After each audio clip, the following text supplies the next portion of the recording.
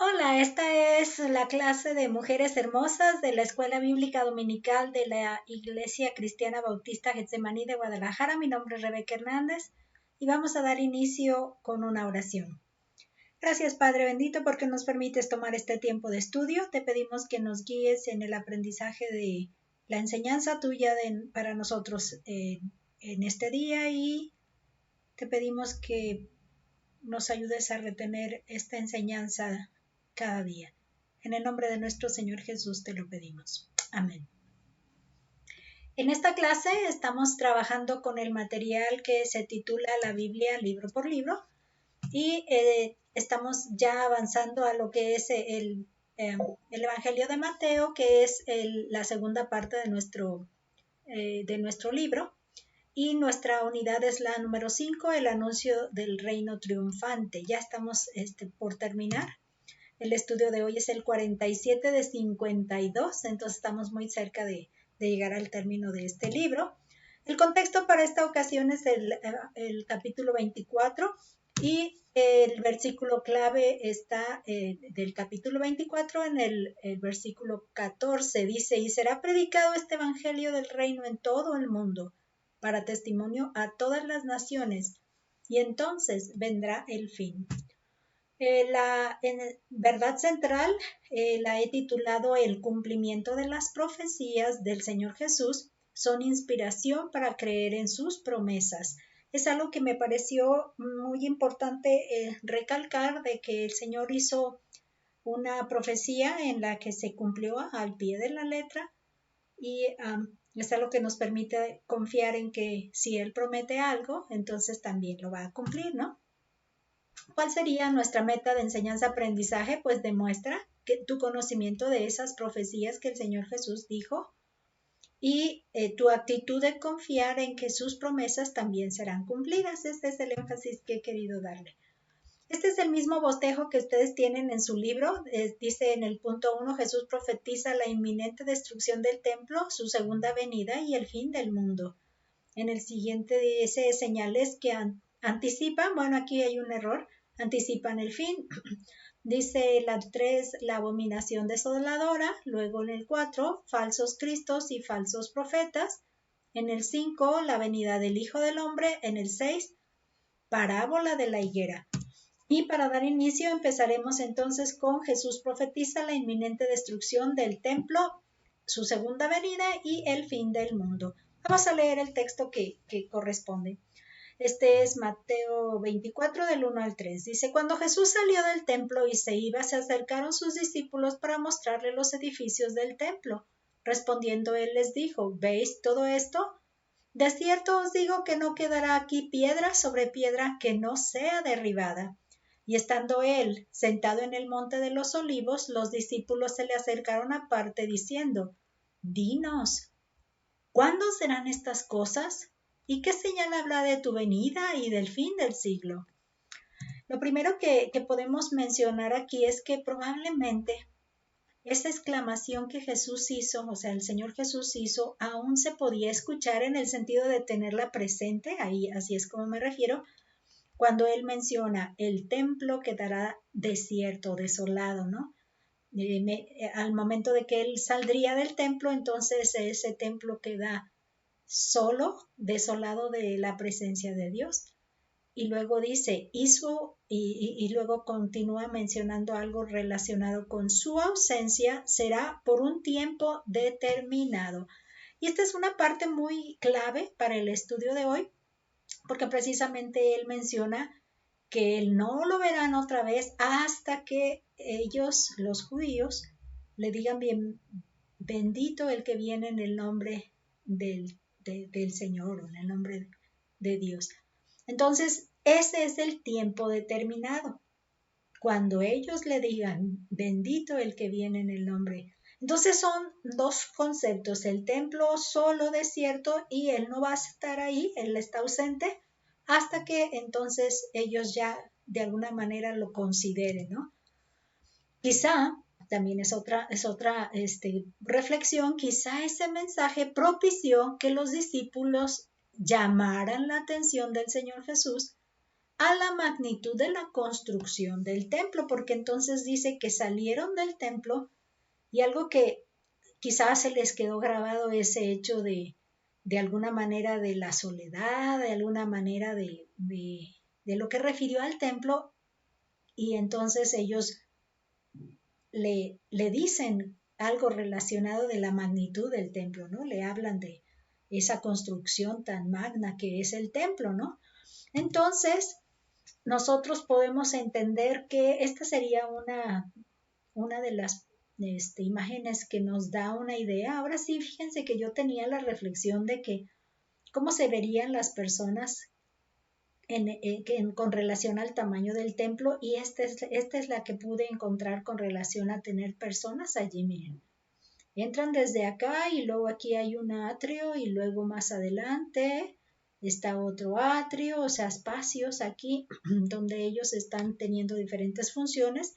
Entonces, esta es la magnitud del templo. Entonces, ellos iban saliendo, quiero imaginar algo así, y entonces los discípulos le hacen referencia al templo, ¿no?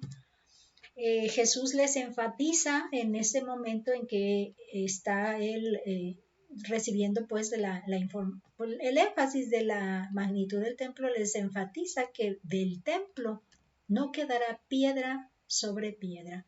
Entonces, ahorita haciendo bien reflexión para no hacer una especie de revolver o unir una cosa con la otra, en el mensaje que él anteriormente les dice, él habla de que se va a quedar solo, ¿no? Desolado.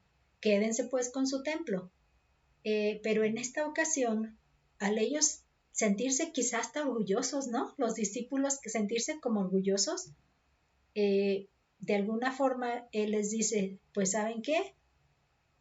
Hasta aquí va a llegar el orgullo, porque ya no va a haber piedra que quede sobre otra piedra. Todo va a ser destruido. Entonces ahí es donde entra el asombro, ¿no? ¿Cómo es posible que una magnitud como esta desaparezca, se destruya por completo, ¿no? Entonces desde ahí estamos así como que, oh, asombro, ¿no? Y en esta otra imagen lo que me llamó la atención son estas piedras, ¿no?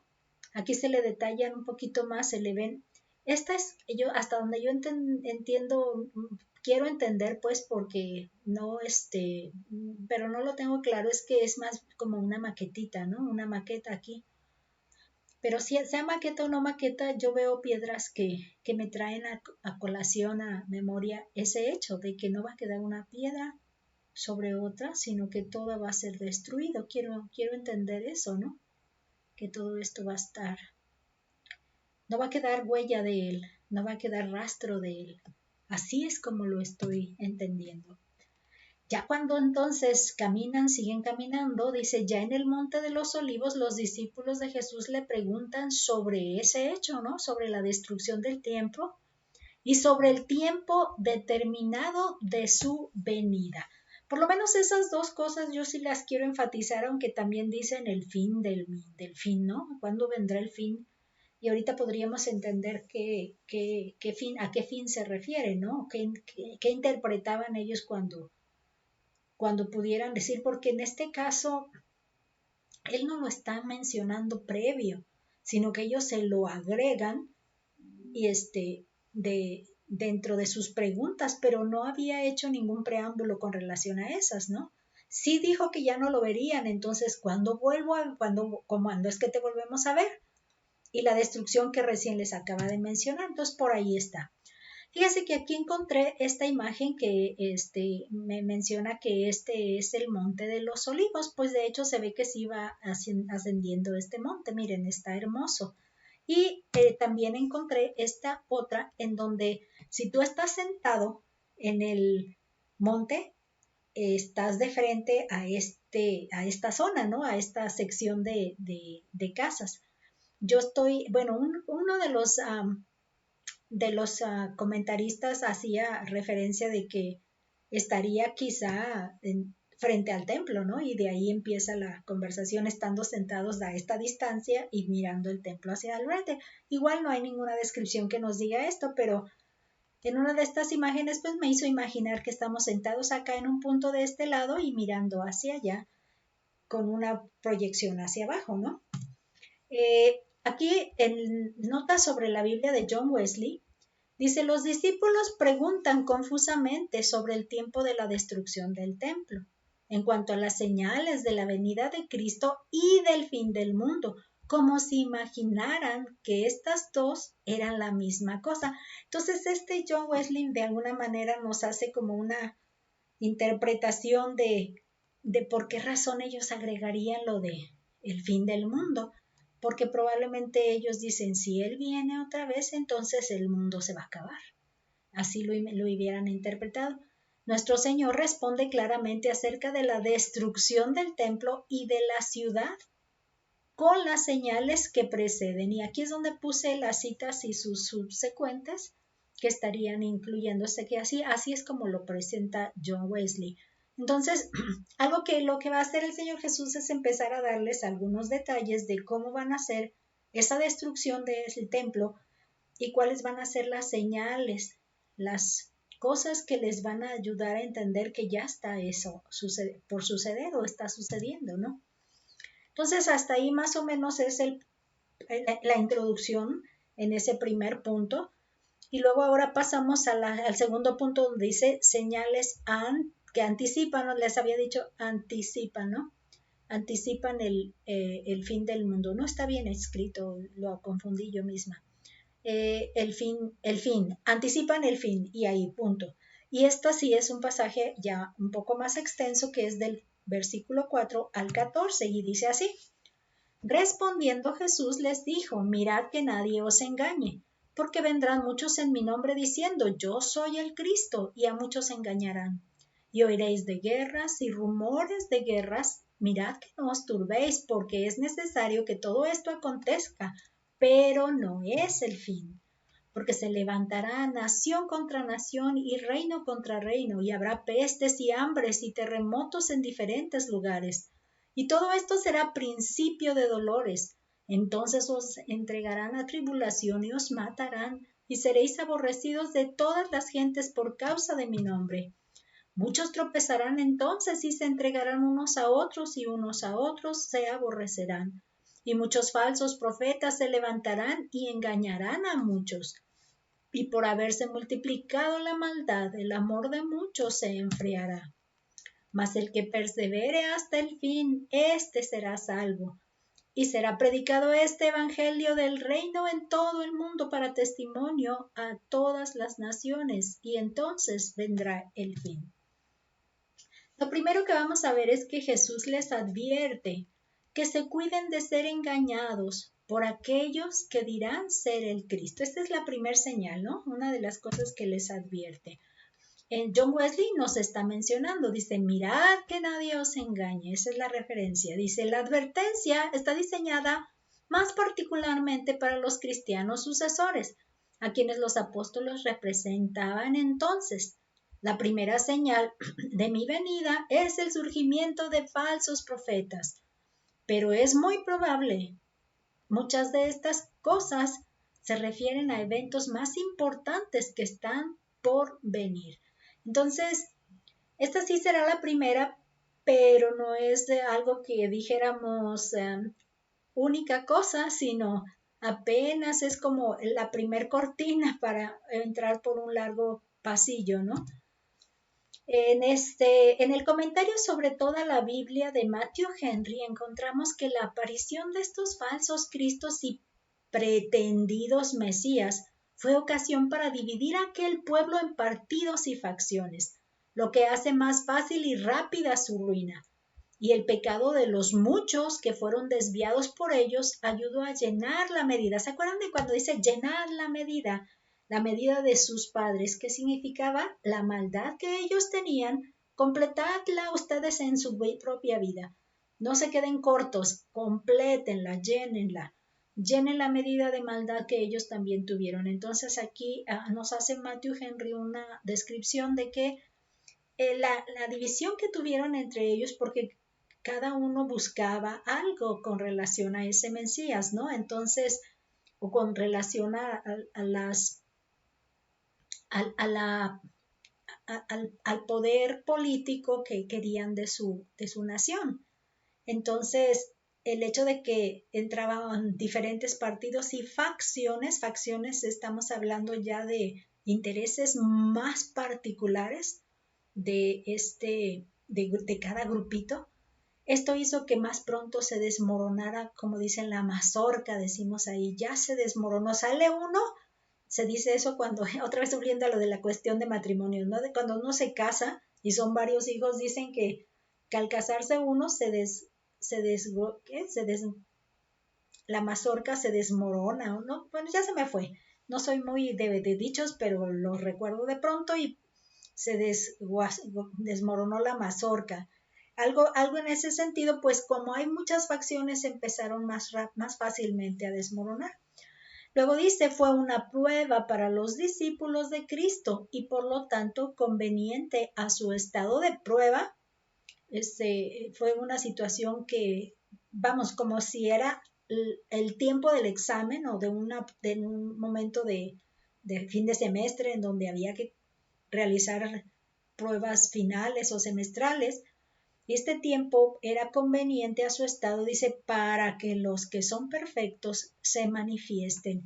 Fíjese que en este caso, así como los que son perversos se pervierten, esa misma oportunidad de que se vean lo pervertidos de unos da ocasión a que los que son perfectos también surjan y se vean la diferencia, porque este es algo que también es notorio cuando vienen los tiempos de calamidad y de tribulación. Se sabe quién es quién con la forma en la que se va desarrollando su actuar, ¿no? Con la forma de actuar. Entonces, este momento de prueba, dice Matthew Henry que lo hace conveniente porque también da oportunidad a que surjan y se manifiesten los perfectos, los que sí quieren andar de acuerdo a las demandas de Dios, ¿no? Esta es la parte interesante. Jesús les explica que aunque serán rumores para ellos, porque así les dice, oirán rumores de guerras, ¿no? Las naciones y los reinos de cierto entrarán en guerra y sufrirán pestes, hambres y terremotos.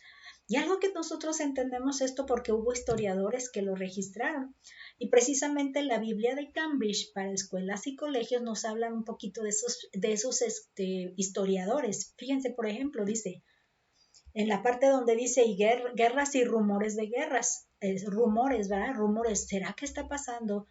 Fíjense que de pronto nos trae a colación nuestros comentarios o nuestras noticias que actualmente se están llevando a cabo de dos potencias que son vecinas, una mayor y una menor, ¿no? Acá en la parte del oriente, donde se dice que esta potencia mayor está invadiendo a esta otra. Pues lógicamente que estamos entendiendo que no tiene derecho, ¿no? A meterse a la casa. Imagínense que alguien llega a tu casa y aunque tú te estás peleando adentro, te quiere poner el orden, ajeno a ti, ni siquiera tiene que ver contigo, y te quiere venir a poner el orden adentro de tu casa, ¿no? Entonces se entiende que eso no es una acción adecuada, pero lo que se está entendiendo aquí es que en este caso hay cosas que están sucediendo en el pequeño que no las está provocando la potencia. Y de alguna manera están buscando que se sepan para culpar al de la potencia mayor. Y ahí es donde empiezan los problemas. Por eso a veces ahí me hizo la referencia como rumores de guerras. Bueno, acá hay rumores de que está atacando cosas que en realidad no está atacando porque tiene, según entiendo, esta potencia tiene enfocados y visualizados específicamente sus blancos, ¿no? ¿Qué es lo que quiere hacer para fin de, según su proyecto, venir a poner orden? Entonces, este rumor, bueno, me hace de alguna manera asociar este evento. Y aquí dice que son rumores de guerras. Bueno, pues dice la segunda señal, o sea, la primera fueron los falsos, ahora los rumores es la segunda señal. Filón y Flavio Josefo, describen el estado perturbado de Judea desde esta fecha hasta el sitio de Jerusalén. Imaginen este momento en que se empiezan a escuchar los falsos profetas y este asunto de las guerras, desde ese momento hasta que llega el tiempo de la destrucción en el año 70 de Jerusalén. Dice, se perpetraron matanzas de judíos en Cesarea. Ahí está una de las ciudades. Alejandría, Babilonia, Siria. Y luego nos hace aquí Matthew Henry la referencia de donde uno puede consultar para darte cuenta de qué está pasando, ¿no? Entonces, miren, véase historia de los judíos de Milman, y nos dice el libro, nos dice el capítulo y la sección, creo que por ahí va. Ese no lo pude encontrar, ¿saben? Porque todavía está bajo derechos de copyright y se pide pues que lo compres, ¿no? Pero como entiendo que solo es una referencia típica, temporal o pequeña, no vi práctico hacer ahí en la compra, y más porque soy partidaria de que todo gratis, de lo todo gratis, ¿no? Y luego nos menciona a Tácito. Entonces yo también me di a la tarea de buscar a Tácito. Dice, caracterizando el mismo periodo, dice, o sea, él abonando a este mismo tiempo en donde dice que estaban tanto las matanzas de judíos en estas ciudades, en estas ciudades o regiones, yo diría más regiones, dice que él hace Tácito hace esta expresión, dice, estoy emprendiendo una obra de grandes bajas, guerras salvajes, sediciones discordantes e incluso una paz terrible. Y nos dice que se llama el libro Historias, y así es como lo encontré, capítulo 1, parte 2 o párrafo 2. Entonces, miren, aunque ahorita me descuidé en no darles la referencia, déjenme ver si ahorita podríamos hacer historias, esta referencia y ok. Lo que vamos a hacer es nada más abrirle un pequeñito rincón para hacer observación de estas mismas palabras que él nos está mencionando. Dice ahí historias, voy a cerrarle aquí esta parte de aquí, déjenme darme una para que nos deje mirar esto a un 100% de la lectura y así le vamos a poder observar mejor el avance de la lectura. Esta viene a ser la presentación y ok, aquí está, miren, libro. Este es el libro 1 y nos va a... Ok, ahí está. Este sería la primera parte y más aquí abajo estamos hablando, miren, aquí está la parte 2. Y esa parte 2, déjenme ver porque no me va a dejar mirarlo así, la voy a agrandar suficiente para que me permita leerles un parrafito de este. Ok, este es... Y de hecho sí se les puede leer, dice así, miren, déjenme ver si ya desde aquí se los puedo leer con más facilidad. Dice, empiezo mi tarea tratando una época repleta de acontecimientos, atroz por las guerras, desgarradas por las sediciones, violenta en los mismos tiempos de paz. Esa es la misma frase que acabamos de leer hace un momento. Entonces, historiadores como nos narran los acontecimientos que estaban dándose en este periodo precisamente. Entonces estamos así como que interesantes, detalles que nos permiten darnos cuenta de cómo sucedían las cosas en este entonces. Pero entonces, otra cosa que describe ahí el Señor Jesús, dice que lejos, pero lejos de ser el fin, apenas va a ser el principio de dolores. Ahorita nosotros tenemos un poco de incertidumbre, pero con relación al problema de las potencias que yo les estoy, no potencias de los dos, pues sí, potencias, pero una mayor y una menor, está entendiéndose que este mayor está llegando a puntos clave de para tranquilizarlo o para ¿cómo le llaman? Inmunizarlo, es decir, que ya no avance en su plan, y cuando termine de hacer esos movimientos, no se va a quedar porque no tiene la finalidad de quedarse, o sea, no llega para invadir y oprimir, sino nada más para como poner el orden.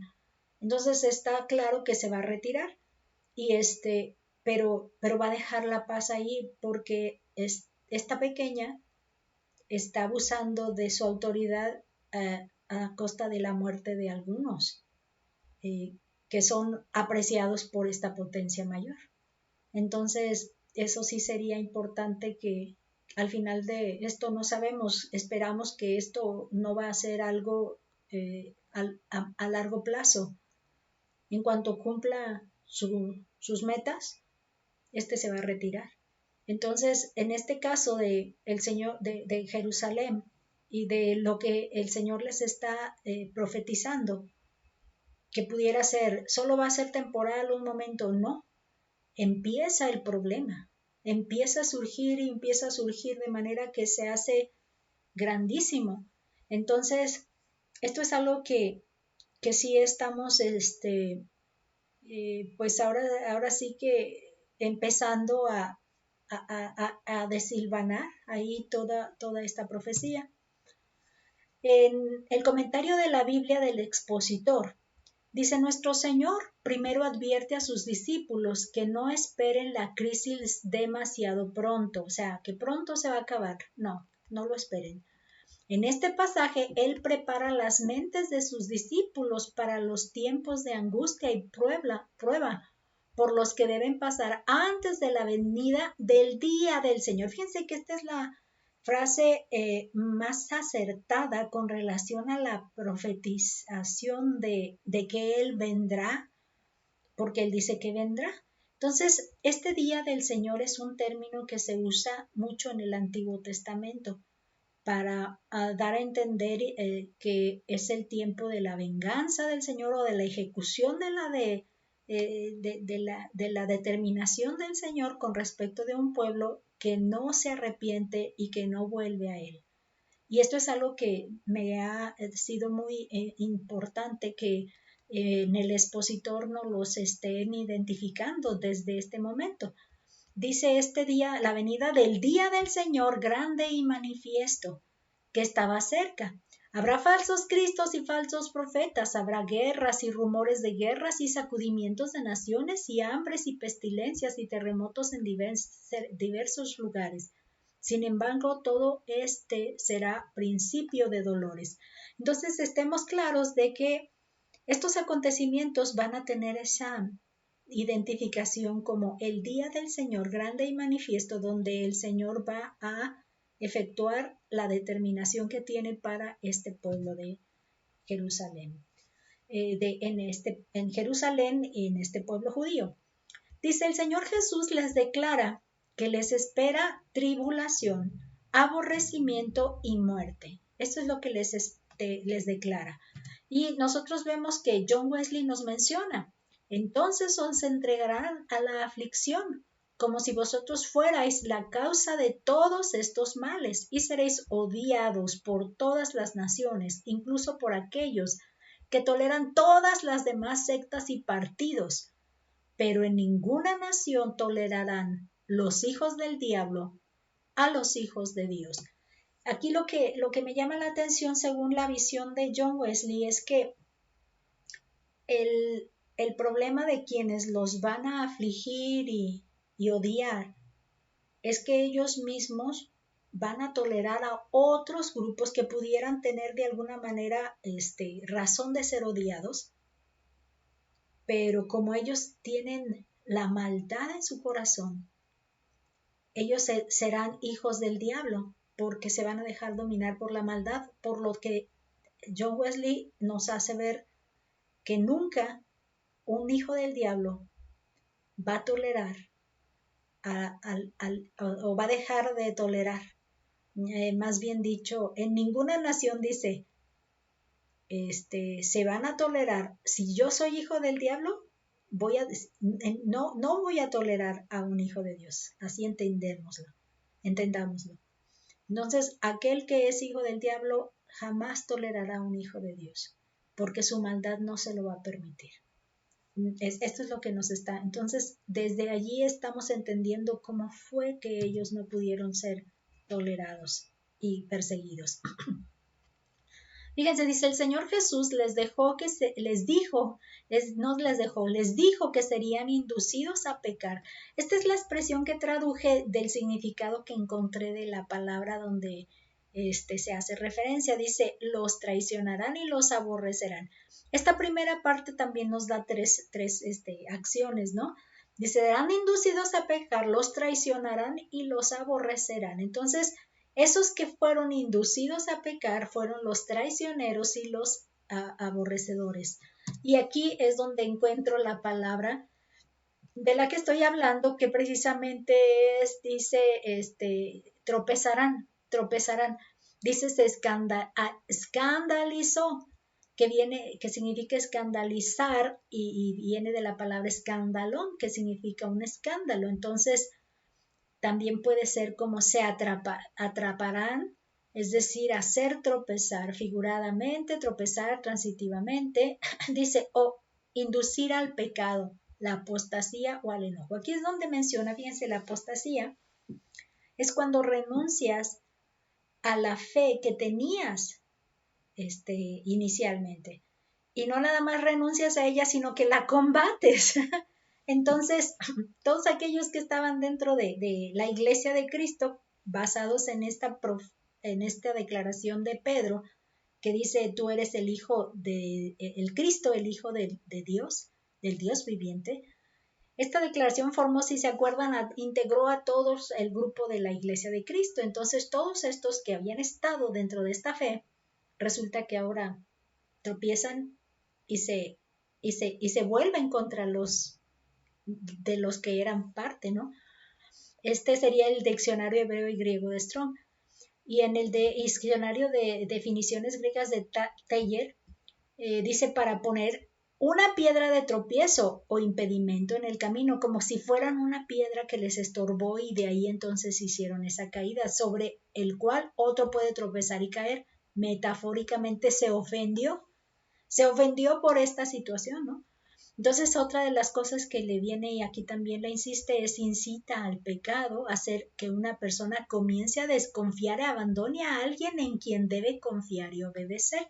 Entonces, aquí es una de las cosas que está sucediendo. Ellos se van a escandalizar, van a tropezar, van a tener una incitación al pecado, entonces se van a volver contra aquellos de los que formaban parte. Y luego ya en la Biblia de Cambridge para escuelas y colegios nos habla de ese escandalizar o se ofenderán, ¿no? Dice, las esperanzas frustradas provocarán la ruptura de la unidad y amor cristianos. Fíjense que aquí algo que me está siendo necesario mencionar es que las esperanzas frustradas tienen que ver con qué esperaban del Mesías y a quién esperaban haciendo qué como Mesías. Entonces, cuando ellos no vieron cumplidas sus esperanzas del Mesías que ellos pensaban, entonces es que no pudieron mantenerse, por decir algo, en ese camino y tampoco pudieron entrarle a ese camino, ¿no? Estamos hablando de al creer en Jesús como el Hijo de Dios, como Mesías, con un reino espiritual y no un reino político. Esa es la parte que a ellos pues les hizo tener todo este desgrane que decíamos de mazorca, ¿no?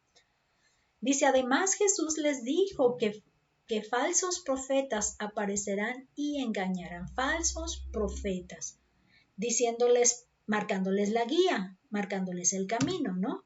Entonces, fíjense que igual la Biblia de Cambridge para escuelas y colegios dice esos falsos profetas, dice en el sitio de Jerusalén los falsos profetas sobornados por los celotes no los hemos analizado e investigado, pero resulta que eran como militares o de estos que se daban pues con las armas, pues agarraban las armas para tratar de imponer ese gobierno que querían políticamente.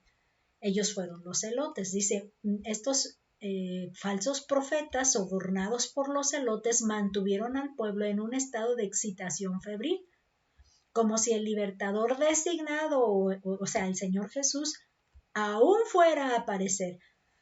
como para ellos el Señor Jesús no era, porque no cumplía las condiciones que ellos esperaban, entonces hubo falsos profetas que les hicieron entender que era otro y que había que estar luchando porque ese otro va a venir, como si ese otro les trajera los ejércitos de refuerzo para que respaldar su iniciativa de combate. En ese sentido. Y entonces aquí tenemos igual la historia de los judíos de Milman, que es el libro, la referencia histórica que no pude conseguirles, pero por lo menos la Biblia de Cambridge nos hace un poco de, de información acerca de qué fue lo que los estuvo. Entonces los hacían que se alteraran, que se mantuvieran excitados buscando vamos a hacer esto y vamos a empeñarnos y no vamos a aflojar nada. Entonces es algo que también los consumió, los agotó, pues los mantuvo fuera del rumbo. Dice, Jesús les habló del amor que fue distintivo del cristianismo, porque siempre hablaba de eso, ¿no? Amados los unos a los otros, y si ustedes se aman, ellos sabrán que son parte de mis discípulos. Entonces es algo que el amor fue distintivo del cristianismo, y eso es lo que se me hace bien interesante e importante también, porque a nosotros nos debe latir por ahí también el amor, y lo hemos venido platicando, yo sé. Dice, pues por causa de la maldad ese amor se enfriará. Fíjense que yo he estado teniendo una bonita experiencia de que tratar de ver a las personas con amor, y algo que me ha pasado es que de pronto sí tuve una ponchada, así como por decirlo, donde me ha sido muy difícil volver a mantener esa visión de, de, de, de atracción hacia las personas con amor. Y me siento de pronto con el anhelo de volver a revivir eso, porque me está costando trabajo volverlo. Entonces en mis oraciones sí voy a necesitar ser más enfática de que Dios me lo conceda, y me lo conceda pronto, porque pasa el tiempo y yo sigo extrañando que no reacciono rápido como lo estaba reaccionando antes. Y eso es algo que puedo entender aquí, cómo sucedieron las cosas y no les permitieron mantener ese amor activo. Y yo les decía a las hermanas, es como cuando hacemos ejercicio, y si nos mantenemos haciendo ejercicio, nuestros músculos van a tener fuerza y se van a sentir tan naturales en hacer esos movimientos y esa cargada de peso, ¿no? Y yo sí aquí noto que algo les hizo también enfriar y no llegar a esa regular actitud de amor. En el comentario de Jameson Fawcett and Brown, que ya teníamos tiempo que no lo consultaba, no lo tomábamos, dice, ilustraciones tristes del efecto de la abundante iniquidad en enfriar el amor de los fieles tenemos en la epístola de Santiago. O sea que en la epístola de Santiago vamos a tener ejemplos de este enfriar del amor, que esta fue escrita cerca del periodo a que esto se refiere, y con demasiada frecuencia siempre después. Entonces Santiago es uno de los cartas que describe como dice, la enfriar del amor entre la iglesia, entre los creyentes ahora en Cristo, ¿no? Dice, Jesús enfatiza que quien persevere en todo será, en todo este trayecto, estoy pensando si esta palabra está bien escrita porque se ve muy rara, luego lo consultamos. Dice, en todo este trayecto logrará salvar su vida. Fíjense que usa la palabra salvará, pero me pareció que de alguna manera nos está confundiendo, porque estamos tan acostumbrados que decir, y se salvará, pensando en nuestra salvación en la vida eterna que llegará cuando ahora sí el Señor llegue a recogernos, ¿no? Entonces me pareció que no era muy, muy claro nada más dejarle salvar, por lo que es importante que veamos que el Señor les está enfatizando salvar la vida. preservar la vida. Y el perseverar es como cuando estuvieras en un río que lleva un cauce y si no dejas de nadar, lograrías pasar ese cauce. Pero si dejas de nadar, esa corriente te va a llevar. En ese sentido, salvar la vida y te vas a ahogar. En ese sentido, salvar la vida es que se está haciendo clara la mención aquí. Entonces, es importante también que le demos claridad porque esta es la palabra griega, soso, que dice salvar, es decir, librar o proteger. Proteger es donde nos hace claro esto, liberar, literal o figuradamente, sanar, preservar, salvar a sí mismo. O sea, uno mismo puede hacer eso, lo que decía, nadar, nadar, nadar, para pasar la corriente, porque si no logro pasar la corriente, me va a llevar la corriente. Entonces, esa es la perseverancia, ¿no? En el otro, este es el libro de hebreo y griego de Strong, pero en el de las definiciones griegas de Teyer, dice salvar, mantener sano y salvo. Ahí vuelve otra vez a hablar de la vida. Rescatar del peligro o la destrucción, sigue hablando de la vida y no es una vida espiritual. Tiene que ver con la vida de sangre y hueso, ¿no? De carne y hueso, perdón, sangre, carne y hueso. Entonces dice en la Biblia de Cambridge para escuelas y colegios, dice, el que persevere, dice, con vuestra paciencia poseeréis vuestras almas. Fíjense que esta cita la encontramos en Lucas 21:19. No es necesario volverla a leer, sino que veamos que más bien dice, se debe interpretar, con paciencia ganaréis vuestras vidas, vidas de salvar la vida, de correr por tu vida, por decirlo de esa manera. Entonces ese perseverar los hizo encontrar la salida para no perder su vida. Esa es la referencia. Y luego vemos que Jesús les menciona que el mensaje de la llegada del reino, ¿se acuerdan que él venía predicando la llegada del reino? Arrepentíos y creed en el evangelio, o arrepentíos porque el reino de Dios se ha acercado. Entonces dice que este mensaje de la llegada sería conocido por todas las naciones, es decir, los no judíos, pero dentro de las naciones conocidas entonces. Algo que quiero mencionar antes de avanzar es que ya estoy clara, y no sé si ya lo había mencionado o no, que todos los libros del Nuevo Testamento, todas las cartas del Nuevo Testamento y los Evangelios y el Apocalipsis como un libro apocalíptico, estoy convencida que fueron escritos antes de esta destrucción de Jerusalén. Entonces, es muy claro que muchas de las referencias, y hasta esta que estamos viendo, no nos está llevando a la segunda venida del Señor Jesús cuando Él estará llamándonos y nuestro cuerpo y nuestro espíritu van a volverse a unir.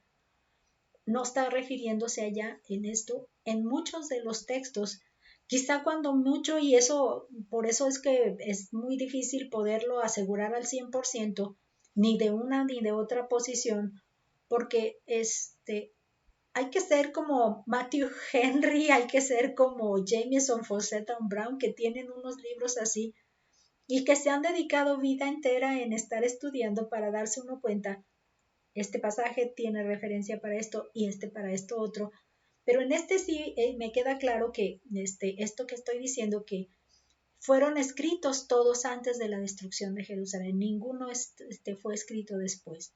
Entonces, si estamos entendiendo esto, todas las veces que habla de que ya el tiempo se acerca y de que cada vez que habla de que ya el tiempo se acerca, estaba refiriéndose al año 70, a la destrucción de Jerusalén y al acabarse de la institución judía con Sanedrín y sacerdotes y sinagogas y ritos y tradiciones, etcétera.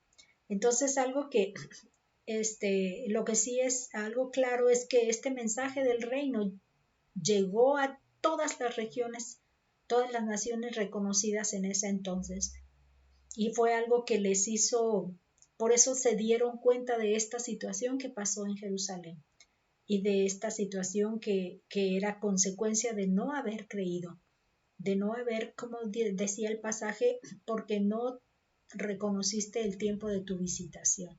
de tu visitación, es decir, cuando el Señor llegó por fin en presencia a ti. Entonces, este es algo que sí es importante que lo entendamos, porque de pronto estamos empecinados insistentes en que mientras más prediquemos el Evangelio, el Señor pronto más vendrá. Y en realidad no ha sido ese el mensaje que está predicado en estos pasajes. Y es algo que nos hace de alguna manera quitar el estrés, yo diría, si es que realmente lo aceptamos como una verdad. No estamos sujetos y obligados a que hagamos esta evangelización como una razón para que Él venga. Y si me siento de alguna manera con esclavitud, o siento que así se atan como esclavos a una actitud de predicación simplemente por predicación, cuando en realidad la meta es que ellos sean creyentes genuinos, arrepentidos de sus pecados y transformados por el Espíritu del Señor cuando ya han decidido recibir a Cristo en su corazón y el Espíritu entra en sus vidas. O sea, esa es la diferencia de solo contar uno más que dijo que sí, uno más que dijo que sí. En las notas de John Wesley, las notas sobre la Biblia de John Wesley, dice, este evangelio será predicado en el mundo, dice, no universalmente. Por eso es que aclaramos esto. No nos está mandando a cuando ya todas las tribus y naciones de nuestro contemporáneo tiempo. Entonces dice, no universalmente. Esto no se ha hecho todavía, pero en general a través de las diversas partes del mundo, no solo en Judea. Y esto fue hecho por San Pablo y los otros apóstoles antes de que Jerusalén fuera destruido. Entonces sí estamos hablando de que esto fue parte de las señales, era que este mensaje se iba a lograr predicar en el tiempo conocido de las naciones, en el tiempo que se encontraban ellos. Y precisamente Pablo y Pedro y Pablo, ¿no? Y los apóstoles, Juan fue el último que quedó, dijéramos, vivo. Cada uno fue falleciendo en diferentes tiempos y Juan fue el último, ¿no? Juan el que escribió el Apocalipsis. Dice, antes de que Jerusalén fuera destruida, entonces vendrá el fin. Entonces, después de que ya por fin ellos logren llevar el mensaje del Evangelio a estos lugares, entonces vendría el fin, dice, de la ciudad y del templo. Pero no está hablando de nuestro futuro, de nosotros como una raza que hoy está contemporánea, ¿no? Entre nosotros y que estamos esperando que venga el fin con estas señales, porque en realidad estas señales fueron para este tiempo. Entonces, cuando dice, y entonces vendrá el fin, está hablando precisamente el fin de esta ciudad de Jerusalén y de este templo.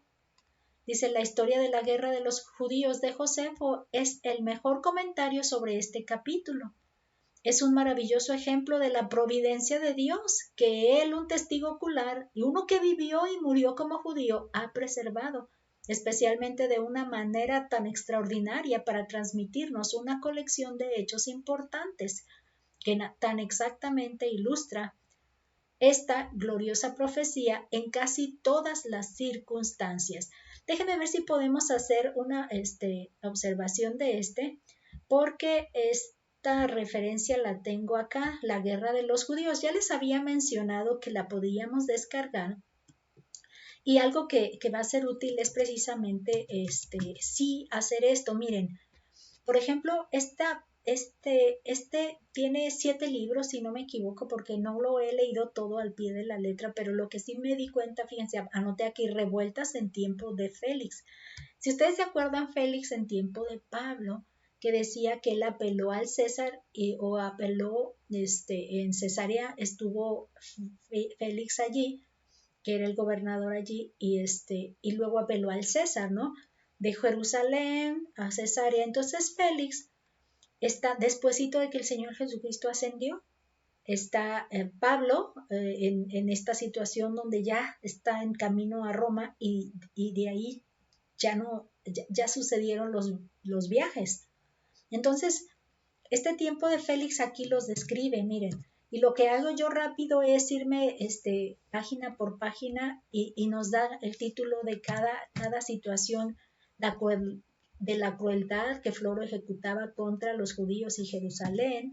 Entonces, esta es desde otra matanza y destrucción. Es muy interesante, dice, de lo que hizo el tribuno Policiano y del razonamiento que Agripa hizo de los judíos, aconsejándoles que obedeciesen a los romanos.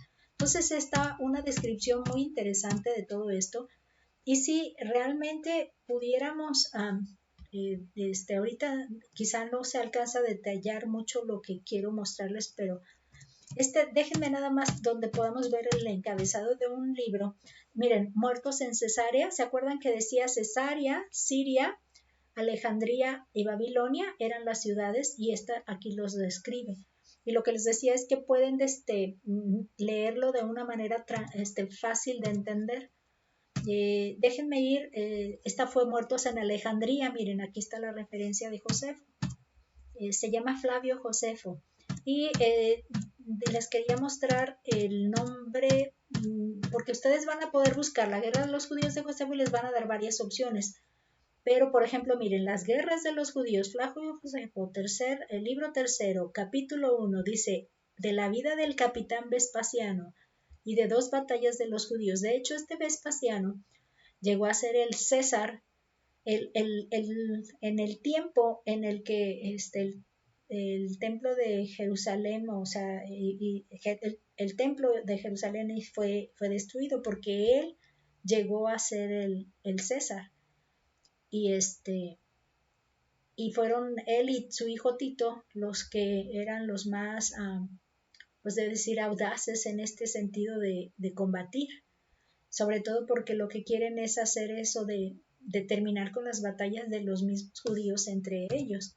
Esta es una de las cosas que vamos a observar, que ellos mismos empiezan a tener pleitos internos, ahora sí que guerras civiles, y al final lo que hace Tito es que dice, vamos, tanto Vespasiano como Tito pues llegan y tratan de tranquilizarlos de alguna manera. Entonces, les iba a mencionar porque esta es una versión que bajé de una iglesia cristiana, me parece, que es como si ellos tuvieran su colección de materiales. Entonces es gratis y está bien interesante. Lo único que tenemos que hacer es irlo leyendo poco a poco. Miren, Biblioteca de la Historia Cristiana. Entonces, este libro, si logran tener una referencia como esta, puede ser mismo que logran bajar. Ok, lo que vamos a hacer, espero que sí ya les haya servido todas esas vistas rápidas que hicimos, porque en realidad está larguísimo y no podemos quedarnos mucho tiempo en ello. Vamos a ir al siguiente punto, que es la abominación desoladora, del 15 al 22. Dice así: por tanto, cuando veáis en el lugar santo la abominación desoladora de que habló el profeta Daniel, el que lee entienda, entonces los que estén en Judea huyan a los montes. El que esté en la azotea no descienda para tomar algo de su casa, y el que esté en el campo no vuelva atrás para tomar su capa. Ay de las que estén encintas y de las que críen en aquellos días. Orad pues que vuestra huida no sea en invierno ni en día de reposo, porque habrá entonces gran tribulación con la cual no la ha habido desde el principio del mundo hasta ahora, ni la habrá. Y si aquellos días no fuesen acortados, nadie sería salvo. Mas por causa de los escogidos, aquellos días serán acortados. Hay cosas bien interesantes. Lo primero es que una profecía antigua, dicha por Daniel, se hace mención por los hechos que se avecinan. Habla de la abominación desoladora. Y esta cita la encontramos precisamente así: cuando veáis la abominación desoladora. Esto nos lo dice John Wesley, dice, el término de Daniel es la abominación desoladora. Esta cita está en Daniel 11:31, es decir, los estándares de las legiones desoladoras, en las que llevan las abominables imágenes de sus ídolos. Y luego menciona que cuando los veías de pie en el lugar santo, dice no solo el templo y el monte sobre el cual se levantaban, sino toda la ciudad de Jerusalén y varios estadios de la tierra de alrededor eran contados santos, particularmente el monte en el que nuestro Señor ahora se sentó y en el que los romanos después plantaron sus insignias. El que le entienda, dice, el que lee esta profecía de Daniel, que la considere profundamente, y eso lo menciona Lucas 21:20, que precisamente habla de la presencia de estos soldados, ¿no? Esta sería la parte de Daniel 11:31, dice, se levantarán de su parte tropas que profanarán el santuario y la fortaleza y quitarán el continuo sacrificio y pondrán la abominación desoladora.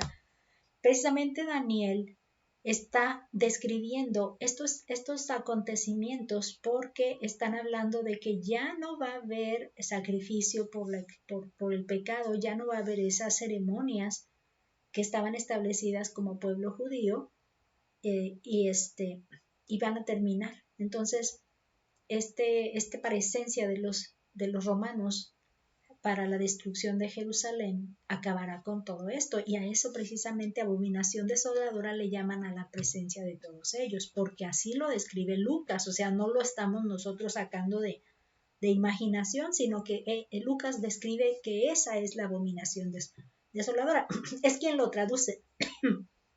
Dice, pero cuando veréis a Jerusalén rodeada de ejércitos, sabed entonces que su destrucción ha llegado. Entonces, esta es la referencia que se une con la expresión de abominación desoladora.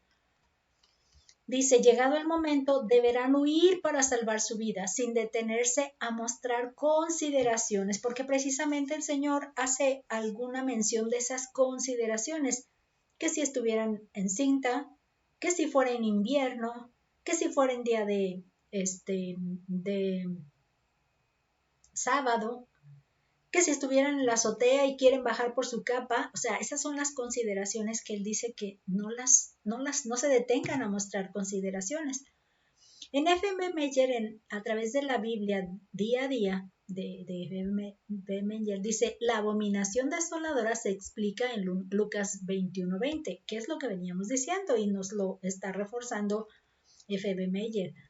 Y probablemente se refiere a los estandartes romanos como símbolos del poder pagano y por lo tanto inmundo, porque es parte de los gentiles que ellos los ven como inmundos, ¿no? Ellos son santos y los gentiles, el judío es santo y los gentiles son impuros.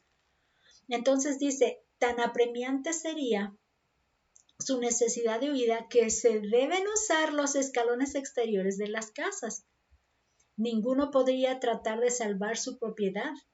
Fíjense que ahorita me llamó la atención lo de las escaleras exteriores y traté de buscar algunas imágenes que ahorita les voy a mostrar. Dice, siempre se debe enfrentar el frío del invierno si se quiere salvar la vida. Entonces hagan de cuenta que si fuera el frío del invierno, estarían tentados a no ir por el frío, por enfrentar el frío. Entonces por eso dice, ojalá y no sea cuando es en invierno, porque no van a atreverse a huir. Y luego dice, y la huida debe ser más larga de lo que podría cubrirse en un día de reposo. Entonces dice, es decir, según la ley judía, menos de una milla, decíamos que eran como, ya se me olvidó, 1300 la milla, ya se me olvidó cuánto era, la vimos, o 1600, ¿no? 1,5 kilómetros, algo así, la milla. Entonces, si su vida fuera en sábado y ellos tendrían que recorrer más de una milla para poder salvar su vida, él dice, ojalá y no sea en día de reposo, porque van a verse tentados a no querer. Eso lo dice en comentarios, si no es es otro que leía, que me hizo entender por qué diría eso. No querrían, no se atreverían por sentirse deudores, ¿no? Al sábado. Entonces dice, ojalá y no sea, para que no te veas tentado. No, sí, me voy, no, por el Señor no me va a dejar, o sea, no voy a poder más tiempo. Y fíjense que estas imágenes, aunque parecen ser como, sí son como más reales, hay mucha escalera para llegar hasta la casa. O sea, son espacios bastante altos y vi más, pero eran tipo maquetas. Entonces yo dije, estos son ejemplos. Entonces, si ellos, de hecho, como están de alguna manera en escalada, el techo mío casi da a la calle del otro, algo así. Y muchos techos están como si fueran placitas donde pueden convivir ahí las personas. Entonces, dice que si están acá no bajen. Entonces todo esto dice, no consideren esto desde donde estén, húyanle. Entonces en John Wesley nos dice, entonces los que estén en Judea huyan a los montes. Dice, así lo hicieron los cristianos y fueron preservados. Es notable que después de que los romanos, bajo el mando de Sextus Gallus, hicieran sus primeros avances hacia Jerusalén, repentinamente se retiraron de nuevo, de la manera más inesperada y de hecho poco política. Los cristianos tomaron esto como una señal para retirarse y lo hicieron. Algunos a Pela y otros al monte Líbano. Fíjate que es algo que sí describen los historiadores, que cosas que no se explican sucedían y de alguna manera fueron oportunos para que ellos agarraran el tiempo para poder no ser detenidos o interceptados, diría yo, en la huida. Entonces aquí es donde fueron muy bien alertados los que sí creyeron esta profecía. También les dice, habrá tal aflicción y angustia como nunca la hubo ni la habrá. Algo que sí nos queda claro es que el Señor les viene a decir que a esta generación se le va a contar por juicio la sangre de los justos desde Abel hasta Zacarías. Y lo que de pronto hacíamos referencia es que dice que si todavía va a haber más muertes, pues sacamos la conclusión que incluirían esas muertes. Pero igual en el debate otra vez con mi hermano, él me dice que es una inferencia que no está clara. Entonces, pues aquí se las dejo. Pero lo que sí sabemos entonces es que estaba predicho que esa catástrofe y calamidad que iba a ocurrir nunca antes ocurrió ni nunca más se va a presentar igual de esta magnitud. Y eso es algo que nos hace entender estos dolores realmente que se dieron. Fíjense que la Biblia de Cambridge dice, gran tribulación, Jerusalén, ciudad que había estado sujeta a tantas miserias durante el sitio, que si hubiera gozado de tanta felicidad desde su primera fundación, ciertamente habría sido la envidia del mundo. Esto lo dice Josefo. Entonces, si Jerusalén hubiera aceptado, hubiera respondido al llamado, hubiera sido tan envidiada porque hubiera sido favorecida tanto por Dios, así como lo fue el pueblo judío desde Egipto, desde estar en el desierto, desde entrar a Canaán, cómo fue tan cuidado. Por eso hace referencia a esta expresión. Dice, no hay palabras que puedan describir los horrores sin igual de este asedio. Era la época de la Pascua y los judíos de todas partes se amontonaban dentro de los muros. 3 facciones, en una lucha desesperada entre sí, se pusieron en las alturas de Sión y en el monte del templo. Estos solo se unieron para arrojarse a intervalos sobre los atrincheramientos romanos y luego reanudaron su odio. Los atrios del templo se bañaban de la sangre de la discordia civil y se mezclaba literalmente con la sangre de los sacrificios. Los prisioneros judíos fueron crucificados por centenares a la vista de sus amigos, mientras que dentro de la ciudad los miserables habitantes fueron reducidos por el hambre a los alimentos más repugnantes y a actos indecibles de indecible crueldad. Jerusalén fue tomada el 10 de agosto del año 70 después de Cristo. 1.100.000 judíos perecieron en el sitio. 100.000 fueron vendidos como esclavos. Con la caída de Jerusalén, Israel dejó de existir como nación.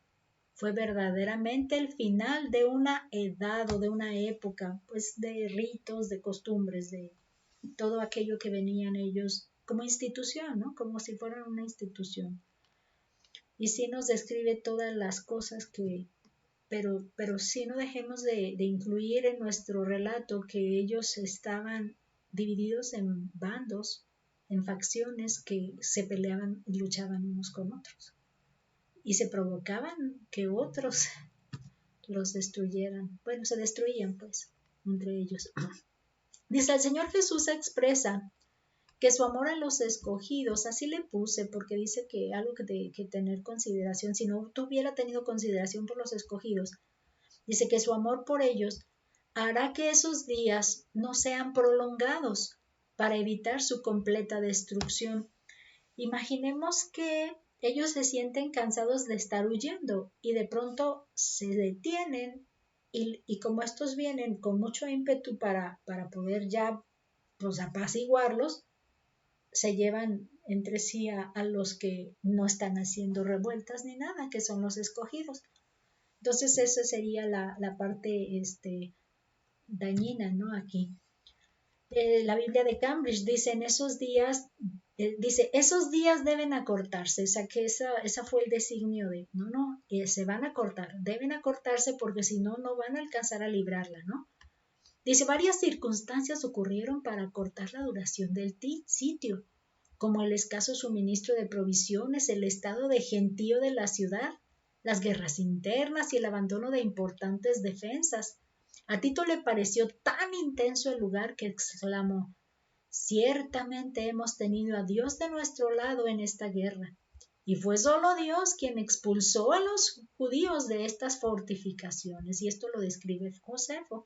Sé que el mismo enemigo, ¿qué es lo que entró a reflexión mía? Esto es que Dios también, ¿se acuerdan cómo usó a Faraón o cómo usó a los de Babilonia para, a los asirios para lograr cumplir su determinación acerca del pueblo judío que no obedecía, que estaba en corrupción y degeneración?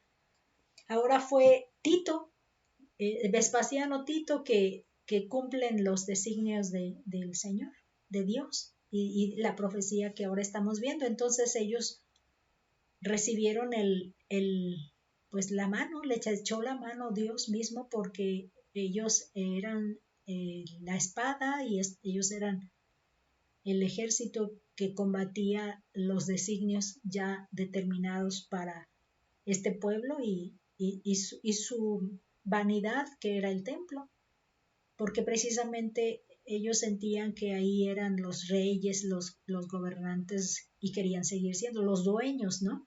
Entonces es donde el Señor les dice, quédense pues con su templo, aquí yo me voy a salir ya, me voy de aquí.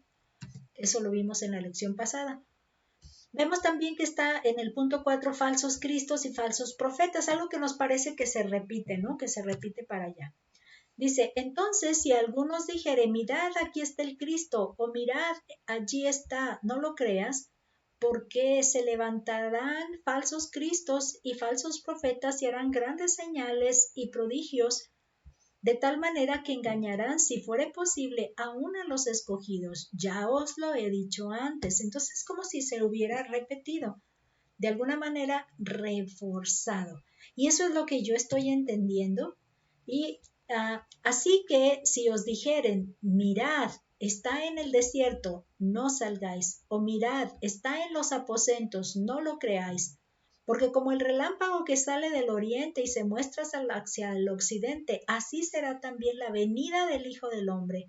Porque donde quiera que estuviera el cuerpo muerto, allí se juntarán las águilas. Y algo que sí llama la atención es que cada vez que leo este texto, y es lo que comentaba con mi hermano, yo me imagino de estos sopilotes, o cómo se llaman estos sopilotes, ¿no? Que están, que comen carroña y que están volando donde hay un cuerpo muerto. Pero en realidad, no está hablando de un sopilote, está hablando de las águilas, y esta referencia de las águilas siempre se asoció con las águilas de estandarte de los romanos. de los soldados romanos. Esta es una de las cosas que ellos traen siempre como estandarte. Entonces recuerdo que hasta es una película donde hablan de la búsqueda del águila o algo en ese sentido. Entonces, vean que todo al final se está asociando cuando ellos, pero la asociación de la venida del Hijo del Hombre dice que se verá la venida del hombre. Algo que nos ha llamado siempre la atención cada vez que estudiamos es que la asociación de una descripción o un texto relatado, cómo es que está junto a otro texto que nos hace entender que de alguna manera están asociados, que no podemos dejarlos de ver asociados. Me estoy acordando de cuando hablábamos de las tradiciones de los ancianos, que decían ellos no están respetando la tradición de los ancianos para lavarse las manos a la hora de la comida.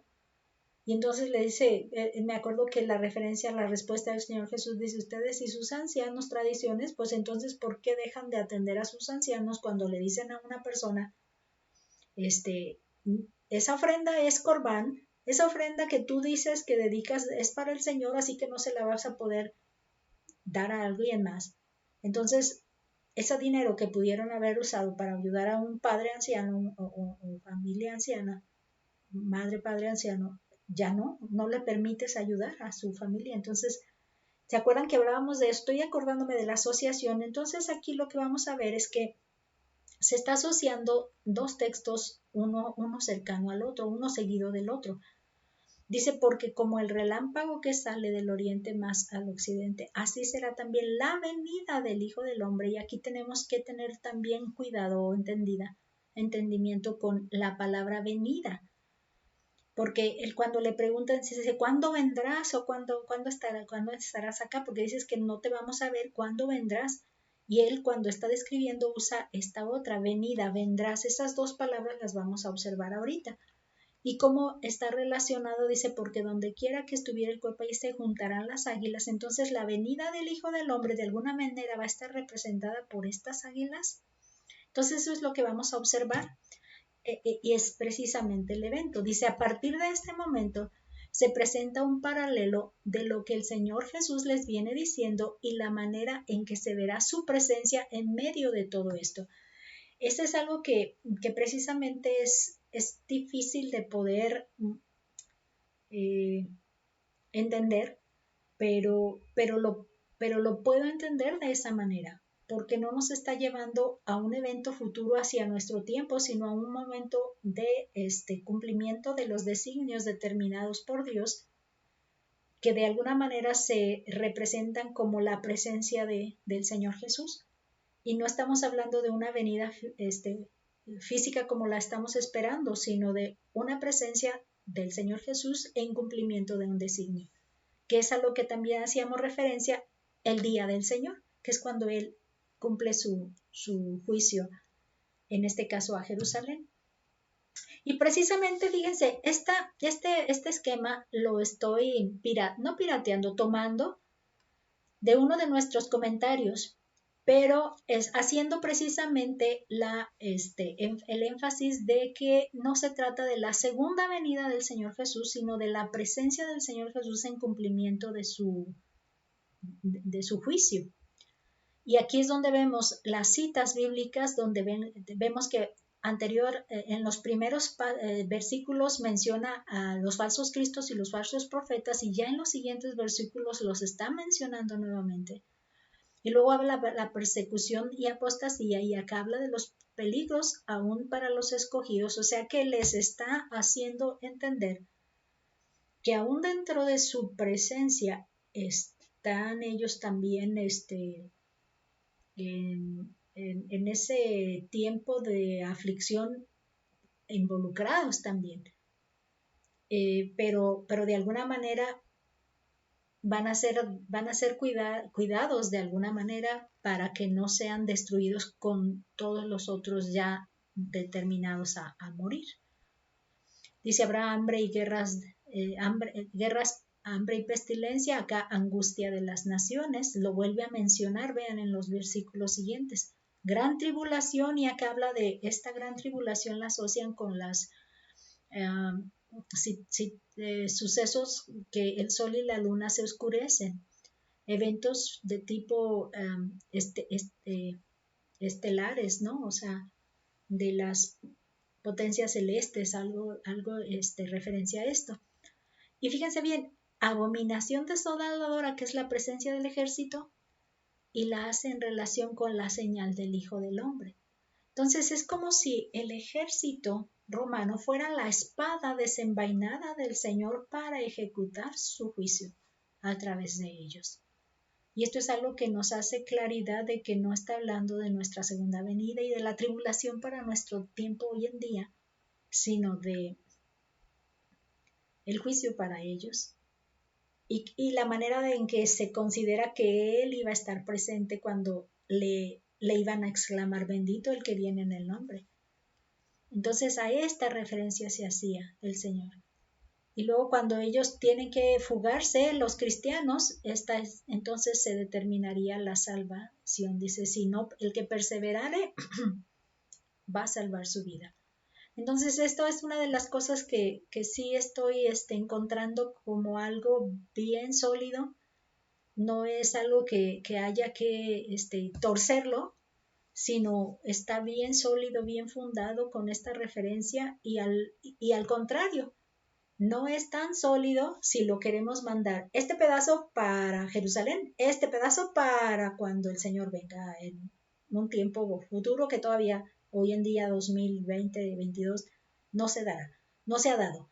No, está todo unificado y todo encajonado a Jerusalén y a su destrucción y al fin del tiempo de esta era de los judíos como una institución que el Señor está determinando con leyes, con sacrificios, con ceremonias, y hasta ahí es donde ya, como si ya dijera, cansada estoy, se acabó, hasta aquí.